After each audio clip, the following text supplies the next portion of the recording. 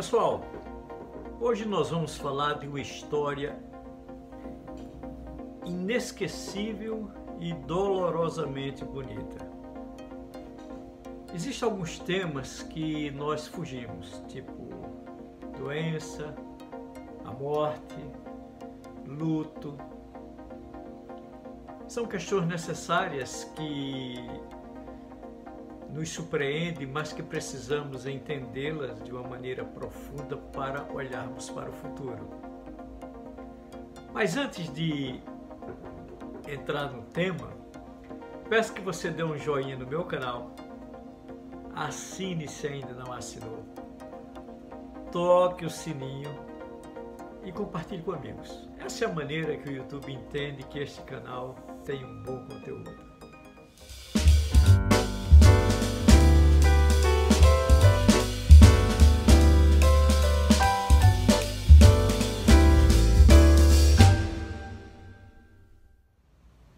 Muito bem, gente, vamos falar de um livro, Uma Questão de Vida e Morte.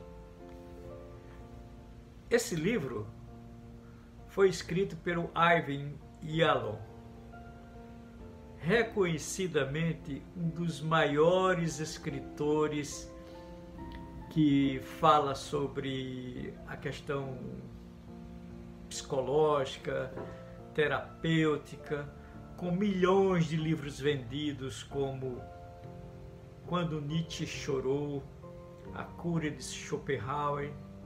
Li ambos, livros maravilhosos. O Dr. Irving, além de escritor, ele, ao lado da mulher dele, que também é uma pesquisadora, eles, docentes, com um trabalho belíssimo na Universidade de Stanford, eles percorreram o mundo, visitando várias universidades e compartilhando seus ensinamentos, suas experiências, e tem sido assim um trabalho simplesmente maravilhoso. Neste livro é uma situação bem diferente. Ele escreve com a esposa. E por que ele escreve com a esposa? A Mary, ela, depois de já idosa, né, ela é acometida com mieloma múltiplo, um câncer bastante agressivo. E ela quis escrever sobre essa experiência e compartilhar com o mundo. E falou com o seu esposo, Irving, para escrever esse livro junto, já que ele escreveu tantos livros para a humanidade sobre a questão da mente, do comportamento humano, né? Ele, no momento, ele ficou um pouco resistente, depois ele entendeu. E a ideia que eles combinaram era escrever um capítulo, a outra pessoa escreveu o outro, e assim eles combinaram fazer isso. E ela falou o seguinte, que se no meio do caminho ela viesse a falecer, que ele continuasse o livro. Uma das coisas que ela ficava muito preocupada com a morte, era deixar ele sozinho. Por quê? Porque depois de tanto trabalho que eles fizeram juntos, eles têm uma parceria e uma convivência de mais de 65 anos casados, aonde tiveram 4 filhos, netos, bisnetos, uma vida rica e abundante de experiências. E ela quis exatamente passar para o mundo os seus temores, as suas frustrações, as suas angústias, ao lado do esposo, nesse momento de ida e vinda para os hospitais, esse tratamento que iria começar. Gente, é uma leitura que traz um impacto muito profundo e bonito da relação deles dois. Inclusive, ela vai citando que